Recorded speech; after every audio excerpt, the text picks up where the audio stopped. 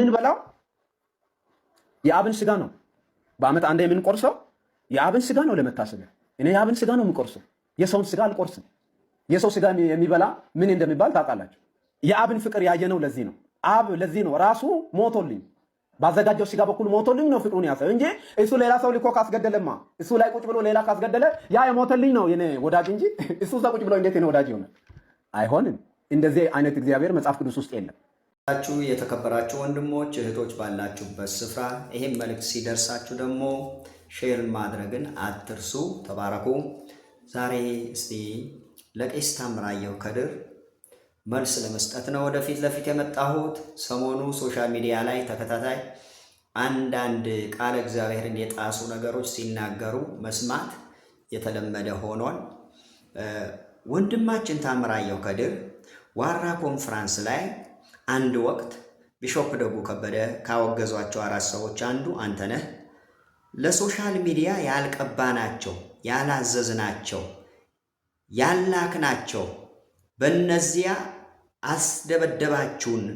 በእናንተ ምክንያት የሞቱ አባቶች እየተሰደቡ ነው የተባላችሁት። ያውም ፎቶአችሁ ተለጥፎ አንደኛ ኤልያስ ሽባባው፣ ሁለተኛ ቄስ በረከት ማቴዎስ፣ ሶስተኛ ቄስ ታምራየሁ ከድር፣ አራተኛ ቄስ አለባቸው ነበራችሁ። በዛም ወቅት ፎቶአችሁ ተለጠፈው።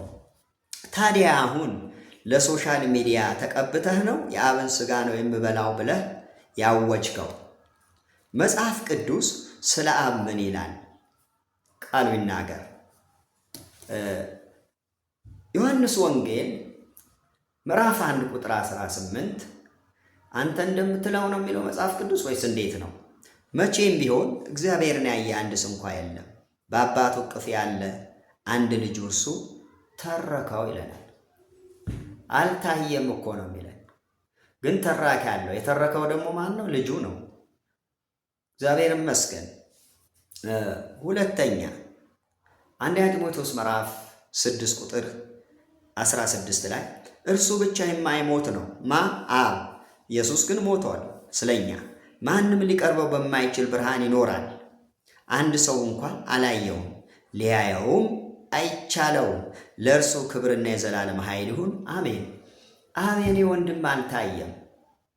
መጽሐፍ ቅዱሳዊ ማስረጃ ነው እየሰጠሁህ ያለሁት። መጽሐፉ አንብበህ ነው እንደዛ ያልከው ወይስ በራስህ ስሜት ተነሳስተህ ነው?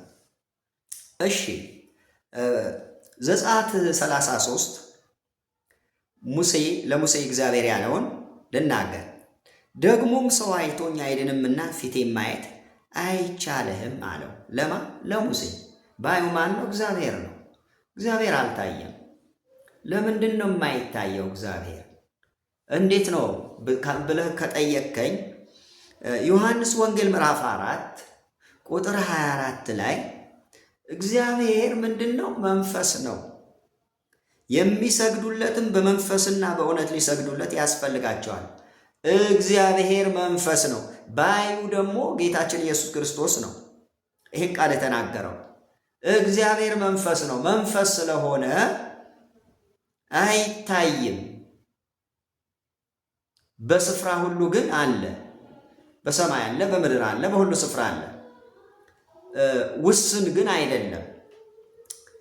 አንተ ከምትለው ጋር በጣም የተጣረሰ ነው ይሄ የእግዚአብሔር ቃል። ሉቃስ 24 ቁጥር 36 ላይ ይህም ይላል። ይህም ሲነጋገሩ ኢየሱስ ራሱ በመካከላቸው ቆሞ ሰላም ለእናንተ ይሁን አላቸው።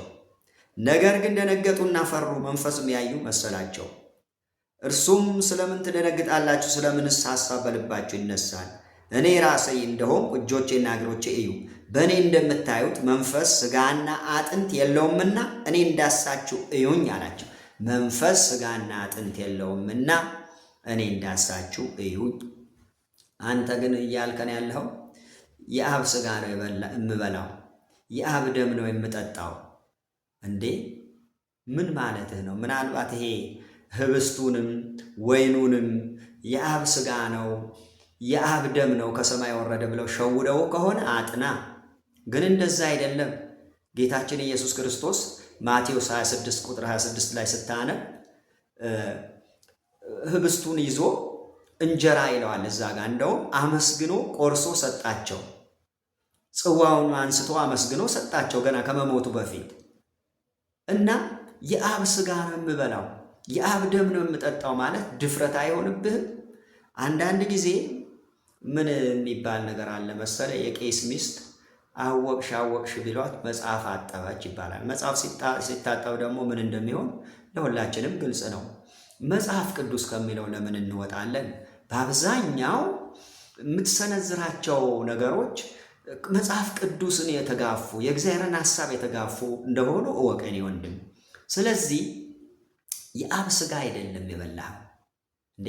ስንዴው ከየት ነው የሚገኘው? ከምድር። ወይኑ ከየት ነው የሚገኘው? ከምድር። ለመታሰቢያ ያድርጉት እኮ ነው ያለው። ይህም በበላችሁ ጊዜ ይህም በጠጣችሁ ጊዜ ጌታ እስኪመጣ ድረስ ሞቱን ትናገራላችሁ ይላል። አንደኛ ቆሮንቶስ ምዕራፍ 11 ቁጥር 23 አንብብ እንጂ ይሄ በጥሬ ወስደው ሥጋ ነው የምበላው ስትል እኔ በጣም ነው ያፈርኩብህ። በእውነት እጅግ ነው የተሳቀቅኩት ስሰማው። እና ስለዚህ ቆም ብለን እስቲ እግዚአብሔር ቃል እናጥና። ቄስ ኃይሉ ዘሪሁን ነኝ። ለታምራየሁ ከድር እንዲደርስ ሼር አድርጉ። ተባረኩ። ሰላም ይብዛላችሁ። ሰላም ያገናኝ።